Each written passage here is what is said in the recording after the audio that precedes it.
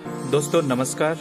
मैं त्रिदेव दुग्गल आज फिर एक कविता के साथ आपके सामने हूँ। दोस्तों ये सिर्फ एक कविता नहीं बल्कि एक सच है। वो सच जो आपकी रूह को झकझोर देगा, वो सच जो आपकी सोच को एक नया छोर देगा। हुआ यूं कि कुछ दिन पहले मेरा दिल्ली का टूर था। किसी भी हालत में मुझे पहुंचना जरूर था। आंदोलन की वजह से बस दिल्ली नहीं जा रही थी, मैं कैसे जा पाऊंगा यही चिंता सता रही थी। नेशनल हाईवे है, कोई ना कोई गाड़ी तो मिल ही जाएगी जो मुझे मेरी मंजिल तक जरूर पहुंचाएगी। यही उम्मीद करके अपने गांव के बस स्टैंड आ खड़ा हुआ। हे भगवान अब कोई गाड़ी मिल जाए, करने लगा दुआ। कुछ देर बाद ही एक फॉर्च्यूनर गाड़ी आई। मैंने हाथ दिया तो ड्राइवर ने तुरंत ब्रेक लगाई। पिछली खिड़की का शीशा उतार कर एक शख्स बोला, बताइए कहाँ जाना है भाई। मैं बोला, सर मैं दिल्ली जाऊंगा, मुझे अर्जेंट काम है। सरकारी बसें तो आज बंद हैं क्योंकि चक्का जाम है। यदि आप दिल्ली जा रहे हैं तो मुझे भी छोड़ दीजिए। वो बोला, अगली सीट खाली है, आप बैठ लीजिए। पिछली सीट पर वो शख्स और उसकी बीवी सवार थे, अगली पर मैं और ड्राइवर, मतलब गाड़ी में हम टोटल 4 थे। कुछ दूर चलते ही उस शख्स ने मुझसे पूछ लिया, आप इसी गांव से हो क्या? मैं बोला, जी हाँ। फिर कहने लगा, तो करते क्या हो सर? मैं बोला, लेखक हूँ, लिखता हूँ विभिन्न मुद्दों पर। इतना कहते ही साथ बैठी उसकी पत्नी ने जुबान खोली और मेरी तरफ ताकते हुए बोली, सर तो आप मेरे बारे में भी लिख पाओगे क्या? मेरी हकीकत दुनिया तक पहुंचाओगे क्या? मेरी आप बीती से ही लिखने को आपको काफी कुछ मिल जाएगा। यदि गौर से मेरी कहानी सुन लोगे ना तो दिमाग हिल जाएगा। मेरा सच किसी की भी आंखें भिगो देता है, मेरी गाथा सुनकर तो पत्थर दिल भी रो देता है। दरअसल 4 साल पहले भी माइक लेकर खूब पत्रकार आए थे। हमने उन सबको भी अपने सब किस्से सुनाए थे, मगर किसी ने हमारा सच नहीं दिखाया। पता नहीं क्यों, वो ही जाने उनकी माया। चिल्ला चिल्ला कर काल्पनिक कहानी तो वो खूब दिखाते रहे। टीआरपी की दौड़ में वो चम्मच चोर अपनी ऐसी तैसी करवाते रहे। हमने तब भारतीय मीडिया को बकवास होते देखा था, टीवी चैनलों पर सच का सरेआम उपहास होते देखा था। मैं बोला, जी मैडम आप मुझे बताइए, आपकी स्टोरी मैं लिखूंगा। अपनी कलम की कसम, सच लिखते हुए पीछे नहीं हटूंगा। आपका पूरा का पूरा सच मैं दिखाऊंगा दुनिया को। आप जो भी बताएंगी हकीकत मैं सुनाऊंगा दुनिया को। मैडम मुझे बेखौफ लिखने के लिए ही तो जाना जाता है। मेरा नाम जिद्दी कलमकारों की सूची में यूं ही नहीं आता है। वो लंबी सांस भरते हुए बोली, तो फिर सुना दूं अपनी दास्तां? मैं बोला, जी मैडम रब का वास्ता। वो बोली, कलकत्ता के सोनागाछी का नाम तो सुना ही होगा आपने। मुझे वहां जिस्म फरोशी के लिए बेच दिया था खुद मेरे ही बाप ने। वो बोली कि कलकत्ता के सोनागाछी का नाम तो सुना ही होगा आपने। मुझे वहां जिस्म फरोशी के लिए बेच दिया था खुद मेरे ही बाप ने।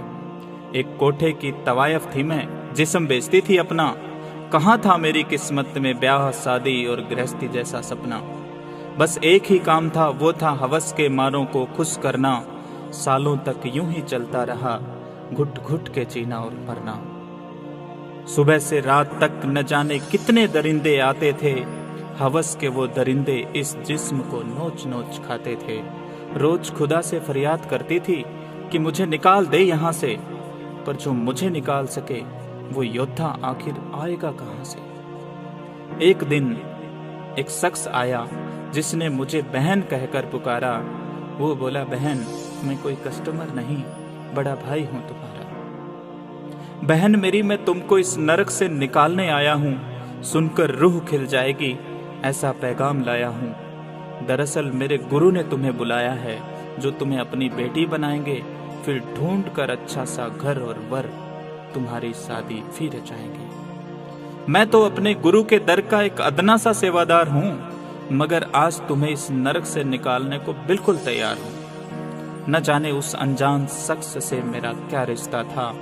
शायद वो शख्स इंसान नहीं, कोई फरिश्ता था। उसकी हर एक बात मेरे जिगर के पार हो गई। मैं रोती हुई उसके साथ चलने को। तैयार हो गई। मैं अपने बोस की आंखों में धूल झोंक कर निकल पड़ी, पिछले दरवाजे से उस भाई के पीछे पीछे चल पड़ी। फिर क्या था, मैं उस भाई के साथ रेलवे स्टेशन पे आई और ट्रेन में सवार हो गई। दिन भर की थकी हुई थी, बैठते ही सो गई। करीब 37 घंटे का सफर कर जब मैं सिरसा आई, अपने आप को पहली बार आजाद पाकर मैं खूब मुस्कुराई। बड़े से गेट पर मैंने सियासतनाम जी धाम लिखा देखा। अंदर प्रवेश किया तो मानो बदल गई मेरे हाथों की रेखा। सामने देखा तो लाखों लोगों का जमावड़ा था, हर कोई जैसे मेरे ही स्वागत के लिए खड़ा था। भीड़ को चीर कर जब मैं आगे की तरफ आई, गुरुजी मेरे सामने थे, मैं कुछ भी बोल ना पाई। आंखें छलक पड़ी और मैं बस वहीं रुक गई। देखकर उनके चेहरे का तेज मेरी गर्दन झुक गई। अरे बेटा, तुम क्यों रो रहे हो? हमें बताओ, क्यों दुखी हो रहे हो? नाचो गाओ, खुशी मनाओ, तुम अपने आप के घर आए हो।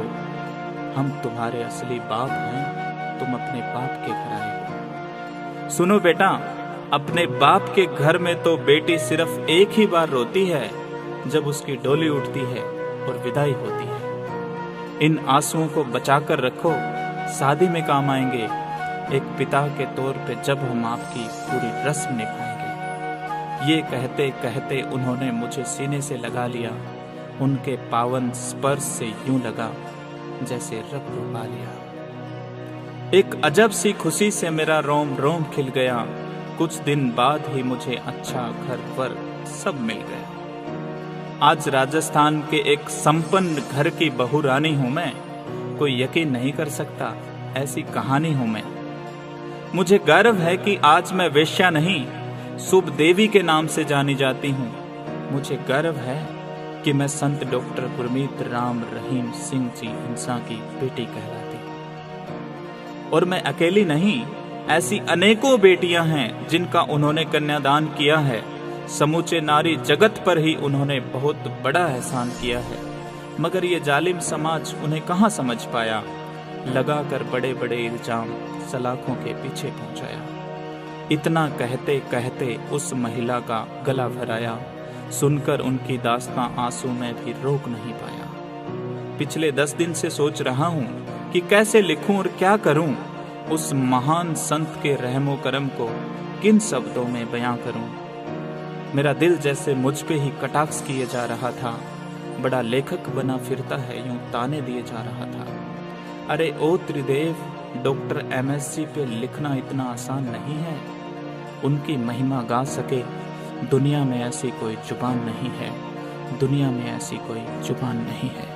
धन धन सतगुरु, तेरा ही आसरा।